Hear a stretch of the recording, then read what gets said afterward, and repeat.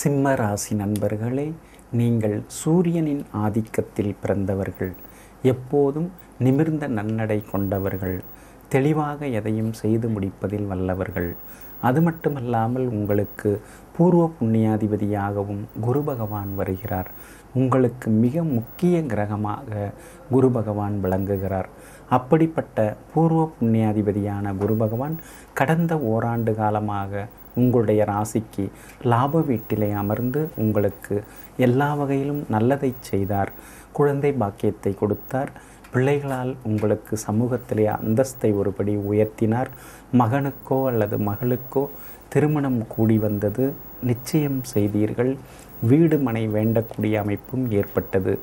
வழக்குகள் இருந்தாலும் அவற்றை சந்தித்து அவற்றிலே வெற்றியையும் உங்களுக்கு ஏற்படுத்தி கொடுத்தார். இப்படி பலவிதமாக உங்களுக்கு நல்லதையெல்லாம் செய்து கொண்டிருந்த குரு பகவான் இப்போது உங்களுடைய ராசிக்கு 12வது வீட்டிலே சென்று மறைகிறார். 13/6/2014 முதல் 4/7/2015 வரை உங்களுடைய ராசிக்கு 12வது வீட்டிலே சென்று அமர்ந்து தன்னுடைய பலாபலன்களை தரப்போகிறார். இதுவரை உங்களுக்கு தொட்ட காரியங்களெல்லாம் துலங்கியது. ஆனால் இப்போது 12வது வீட்டிலே சென்று மறைவதனால் கொஞ்சம் நீங்கள் சிக்கனமாக இருக்க வேண்டும். அலட்சியத்தை முதலில் நீங்கள் விட வேண்டும். அதிகமான தன்னம்பிக்கை இருப்பதையும் நீங்கள் தவிர்க்க வேண்டும். எந்த ஒரு காரியமாக இருந்தாலும் அதை நீங்கள் நேரடியாக செய்வது நல்லது. இடைத்தரகர்களை நம்பி எதிலும் நீங்கள் ஏமாற வேண்டாம். குடும்பத்திலும் கணவன் மனைவிக்குள்ளே வீண் சந்தேகங்களெல்லாம் வர வாய்ப்பு இருக்கிறது. ஒருவருக்கொருவர் விட்டு கொடுத்து போவதுதான் மிகவும் நல்லது. செலவுகள் கூடிக்கொண்டே போகும். கட்டுப்படுத்த முடியாதபடி செலவுகள் இருந்து கொண்டே இருக்கும். ஆனாலும் 12வது வீட்டிலே குரு பகவான் அமர்வதனால் சுப செலவுகளையும் தருவதற்கு வாய்ப்பு இருக்கிறது. மகனுக்கோ அல்லது மகளுக்கோ சீரும் சிறப்புமாக கோலாகலமாக திருமணத்தை நடத்தக்கூடிய அமைப்பையும் இந்த குரு பகவான் தருவார். அதாவது விரயங்களிலேயே சுப விரயங்கள் என்று ஒரு பகுதி உண்டு. வீடு கட்டுவது, வீடு வேண்டுவது, திருமணம் நடத்துவது போன்ற சுப காரியங்களை எல்லாம் இந்த குரு பகவான் உங்களுக்கு நிச்சயமாக தருவார். அதோடு மட்டுமில்லாமல் புண்ணிய தலங்களுக்கெல்லாம் உங்களுக்கு செல்ல வைப்பார். புகழ்பெற்ற புண்ணிய ஸ்தலங்களுக்கெல்லாம் சென்று உங்களுடைய நீண்ட நாள் பிரார்த்தனைகளை எல்லாம் முடிக்கக்கூடிய ஒரு சக்தியையும் குரு பகவான் இந்த ஓராண்டு காலத்திலே உங்களுக்கு நிச்சயமாக தருவார். இந்த ஓராண்டு காலத்து கட்டத்திலே நீங்கள் மற்றவர்களுக்காக ஜாமீன் கேரண்டர் கையொப்பம் இடக்கூடாது. அதே போல அனாவசியமான வாக்குறுதிகளெல்லாம் தர வேண்டாம். உறவினர்களாக இருந்தாலும் நண்பர்களாக இருந்தாலும் நெருக்கமானவர்களிடமாக இருந்தாலும் நீங்கள் இடைவெளி விட்டு பழக வேண்டும். அனாவசியமான வாக்குறுதிகளை எல்லாம் தந்துவிட்டு பிறகு நீங்கள் சிக்கலில் சிக்கிக்கொள்ளக்கூடாது. அதே போல வீண் செலவுகள், ஆடம்பர செலவுகளை எல்லாம் கொஞ்சம் நீங்கள் தவிர்ப்பது மிகவும் நல்லது. இந்த ஓராண்டு காலத்திலே உங்களுக்கு அலைச்சல்கள் இருக்கும். வேலை சுமை அதிகமாகி கொண்டே போகும். நேரத்தில் சாப்பிட முடியாமல் போகக்கூடும். நேரம் கெட்ட நேரத்திலே நீங்கள் சாப்பிட வேண்டியிருக்கும். அதே போல் உங்களுக்கு தூக்கமும் கணிசமாக குறைந்து கொண்டே போகும். ஆரோக்கியத்திலே அக்கறை காட்டுங்கள். வாயு கோளாறு, அசிடிட்டி கோளாறு, செரிமான கோளாறெல்லாம் ஏற்பட வாய்ப்பு இருக்கிறது. எனவே கொஞ்சம் நீங்கள் கவனமாக இருப்பது மிகவும் நல்லது. மற்றவர்களை நம்பியெல்லாம் பெரிய முடிவுகளெல்லாம் எடுக்காதீர்கள். உங்களின் பலம் எது, பலவீனம் எது என்பதனை உணர்ந்து நீங்களாகவே திட்டமிட்டு புது காரியங்களில் ஈடுபடுவது நல்லது. மற்றவர்கள் சொல்கிறார்கள், மற்றவர்கள் பார்த்து கொள்வார்கள், மற்றவர்கள் துணை இருக்கிறார்கள் என்றெல்லாம் நம்பி நீங்கள் எந்த காரியத்திலும் இறங்கக்கூடாது. ஏனென்றால் மற்றவர்கள் ஆரம்பத்திலே துணை புரிவார்கள். பிறகு அவர்களுக்கு வேறு வேலை சுமை வந்து உங்களை விட்டு விலகி செல்ல வாய்ப்பு இருக்கிறது. பிறகு நீங்கள் எதுவும் தெரியாமல் திணறக்கூடாது. எனவே கொஞ்சம் கவனமாக இருங்கள். இந்த ஓராண்டு காலத்திலே உங்களுக்கு வளர்ச்சி இருக்கும், தடைபடாது. ஆனால் அதே நேரத்திலே செலவுகள் ஒரு பக்கம் இருந்து கொண்டே இருக்கும். பயணங்களும் அதிகமாகி கொண்டே போகும். ஒரே நாளிலே ஒரே நேரத்திலே முக்கியமான 2-3 வேலைகளை எல்லாம் சேர்த்து பார்க்க வேண்டிய சூழ்நிலைகளெல்லாம் உருவாகும். எனவே கொஞ்சம் கவனமாக நீங்கள் செயல்படுவது நல்லது.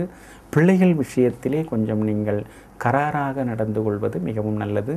அவர்களின் நட்பு வட்டத்தையும் நீங்கள் கண்காணிப்பது நல்லது. பிள்ளைகளால் உங்களுக்கு மகிழ்ச்சி உண்டு, இருந்தாலும் ஒரு பக்கம் உங்களுடைய ஆழ்மனதிலே சின்ன சின்ன கவலைகள், அவர்களுடைய திருமணம், உத்தியோகம், மற்ற கவலைகளெல்லாம் வந்து நீங்கும். ஆனால் இந்த ஓராண்டு காலத்திலே உங்களுடைய மகளுக்கோ மகனுக்கோ நல்ல விதத்திலே திருமணம் முடிவடையும். குரு பகவான் 4வது வீட்டை பார்ப்பதனால் வீடு மாற வேண்டிய சூழல் வரும். வீட்டை விரிவுபடுத்தி கட்ட வேண்டிய சூழல் வரும். சிலர் புது வீட்டிலே குடிபுகக்கூடிய அமைப்பும் உண்டாகும். தாயாரின் உடல்நிலை பாதிப்புகள் எல்லாம் நீங்கும். தாயாருக்கு ஆயுள் ஆரோக்கியம் எல்லாம் அதிகரிக்கும். அது மட்டுமல்லாமல் தாய் வழி சொத்துக்கள் எல்லாம் உங்களுடைய கைக்கு வந்து சேரும். எல்லா வகையிலும் உங்களுக்கு தாய் வழி உறவினர்களின் ஆதரவும் கிடைக்கும். வாகனத்தையும் மாற்றுவீர்கள். புது வாகனம் எல்லாம் வாங்குவீர்கள். ஏனென்றால் வாகனம் வாங்குவதும் சுப செலவுதான். எனவே புது வாகனம் எல்லாம் வாங்குவீர்கள். 6வது வீட்டை குரு பார்ப்பதனால் பழைய கடனில் ஒரு பகுதியை பைசல் செய்ய வழி கிடைக்கும். அதே போல் பழைய வழக்குகளிலிருந்து முழுமையாக நீங்கள் விடுபடுவீர்கள். அரசாங்கத்துடன் இருந்து வந்த மோதலும் கொஞ்சம் கொஞ்சமாக குறையும். உங்களுடைய ராசிக்கு 8வது வீட்டை குரு பகவான் பார்க்க இருப்பதனால் பயணங்கள் உண்டு, சுப செலவுகள் உண்டு. பயணங்களால் உங்களுக்கு பயனும் உண்டு. அது மட்டுமல்லாமல் புண்ணிய ஸ்தலங்களில் பெரிய பதவிகளில் நீங்கள் அமர்த்தப்படுவதற்கும் வாய்ப்பு இருக்கிறது. குரு பகவான் 12வது வீட்டிலே மறைந்தாலும் முக்கியமான வீடுகளை எல்லாம் பார்வையிடுவதனால் உங்களுடைய அந்தஸ்து ஒருபோதும் குறையாது. இருந்தாலும் மறைமுக எதிர்ப்புகளெல்லாம் இருக்கும். முன்பு உங்களுக்கு ஆதரவாக இருந்தவர்கள் இப்போது உங்களுக்கு எதிராக மாறுவதற்கு வாய்ப்பு இருக்கிறது. போட்டி, பொறாமை இவற்றால் அவர்கள் மனம் மாறுவதற்கு வாய்ப்பு இருக்கிறது. எனவே எல்லோரிடமும் எல்லா விஷயத்தையும் நீங்கள் பகிர்ந்து கொள்ளக்கூடாது. ஒவ்வொருவரின் மனநிலையையும் புரிந்து கொண்டு நீங்கள் செயல்படுவது நல்லது. குறிப்பாக அந்தரங்க விஷயங்களை எல்லாம் அனைவரிடமும் சொல்லி கொண்டிருக்க வேண்டாம். கடந்த காலத்தில் அவர்கள் நெருங்கிய நண்பர்களாக, உறவினர்களாக இருந்தாலும் தற்சமயம் அவர்கள் எப்படி இருக்கிறார்கள் என்பதனை புரிந்து கொண்டு அதற்கேற்ப நீங்கள் உங்களுடைய கருத்துக்களை அவர்களிடம் பகிர்ந்து கொள்வது மிகவும் நல்லது. இந்த ஓராண்டு காலத்திலே உங்களுக்கு அடிக்கடி கொஞ்சம் உடல்நலக் குறைவெல்லாம் ஏற்படும். சின்ன சின்ன அறுவை சிகிச்சைகள் ஏற்பட வாய்ப்பு இருக்கிறது. கண் பார்வை கோளாறு, காது வலி, தொண்டை புகைச்சல் இவையெல்லாம் அடிக்கடி வரக்கூடும். எனவே உணவு விஷயத்திலும் நீங்கள் கொஞ்சம் கராராக இருக்க வேண்டும்.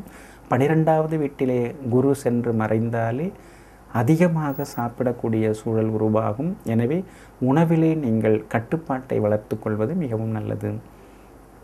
இந்த ஓராண்டு காலத்திலே உங்களுக்கு சற்றே பிரச்சனைகளை தரக்கூடிய நட்சத்திரங்களில்தான் குரு பகவான் செல்ல இருக்கிறார். எனவே நண்பர்களிடம் விவாதங்களை தவிர்க்க பாருங்கள்.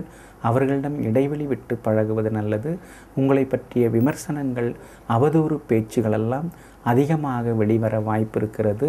உங்களை பற்றியெல்லாம் சிலர் தவறாக பேசுவார்கள். உங்களை பற்றி தவறாகவும் கூறுவார்கள். அவற்றையெல்லாம் நீங்கள் பொருட்படுத்தி கொள்ளாமல் இருப்பதும் நல்லது. வியாபாரத்திலே கணிசமாக லாபம் உண்டு. ஆனால் பெரிய முதலீடுகள் வேண்டாம். குடும்பத்திலே மற்றவர்களுக்கு குரு பலன் நன்றாக இருந்து, மற்றவர்களின் ஜாதகம் நன்றாக இருந்தால், தசாபுக்தி நன்றாக இருந்தால் அவர்களின் பெயரிலே நீங்கள் தொழில் தொடங்குவது நல்லது. இந்த ஓராண்டு காலத்திலே வியாபாரத்திலே நட்டங்களும் பிரச்சனைகளும் வர வாய்ப்பு இருக்கிறது. வேலையாட்களாலும் பிரச்சனைகள் வர வாய்ப்பு இருக்கிறது. பங்குதாரர்களால் சின்ன சின்ன வழக்குகளை சந்திக்க வேண்டிய சூழ்நிலையும் உருவாகும். எனவே கவனமாக இருங்கள். அதே போல் நீங்கள் கொஞ்சம் எச்சரிக்கையாக இருப்பது நல்லது. புது முதலீடுகளை தவிர்ப்பது நல்லது. வங்கி கடன் உதவி கிடைத்தாலும் பெரிதாக முதலீடு செய்து தொழில் தொடங்க வேண்டாம். கூட்டுத் தொழிலையும் தவிர்ப்பது நல்லது. உத்தியோகத்திலே கொஞ்சம் கராராகவே இருங்கள். அதிகபட்சமாக நீங்கள் நேரம் ஒதுக்கி வேலை பார்க்க வேண்டியிருக்கும். சக ஊழியர்களின் விடுப்பாலும் அதிகமாக நீங்கள் வேலை பார்க்க வேண்டிய சூழ்நிலை உருவாகும். அது மட்டுமல்லாமல் மூத்த அதிகாரிகளுடன் பணிப்போர்வு ஏற்படுவதற்கு வாய்ப்பு இருக்கிறது. மூத்த அதிகாரிகள் ஒருதலை பட்சமாக உங்களை நடத்துவதற்கு வாய்ப்பு இருக்கிறது. அதாவது உங்களுடன் பணியாற்றும் ஒரு சக ஊழியருக்கு தரக்கூடிய சலுகைகளை கூட உங்களுக்கு தராமல் தவிர்ப்பதற்கு வாய்ப்பு இருக்கிறது. எனவே கொஞ்சம் நீங்கள் பொறுமையாக இருக்க வேண்டும். ஒரு சிலர் நீதி வேண்டி நீதிமன்றம் செல்வதற்கான வாய்ப்புகளும் இருக்கிறது. இருந்தாலும் அவசரப்படாதீர்கள். உத்தியோகத்திலே நீங்கள் அதிகம் வேலை பார்க்க வேண்டியிருக்கும். ஆனால் விரும்பத்தகாத இடமாற்றங்களும் ஏற்பட வாய்ப்பு இருக்கிறது. சக ஊழியர்களுடன் பெரிய விஷயங்களை எல்லாம் பகிர்ந்து கொள்ளாமல் இருப்பது மிகவும் நல்லது. மாணவ மாணவிகளே, படிப்பிலே அதிக அக்கறை காட்டுங்கள். விளையாடும்போது சின்ன சின்ன காயங்கள் ஏற்பட வாய்ப்பு இருக்கிறது. கொஞ்சம் நிதானமாகவே இருந்து எல்லாவற்றையும் செய்ய பாருங்கள். கலை போட்டியில் கலந்து கொண்டு நீங்கள் பரிசு பாராட்டுகள் எல்லாம் பெறுவீர்கள். கன்னிப்பெண்களை, இந்த வருடம் முழுக்க நீங்கள் கவனமாக இருக்க வேண்டும்.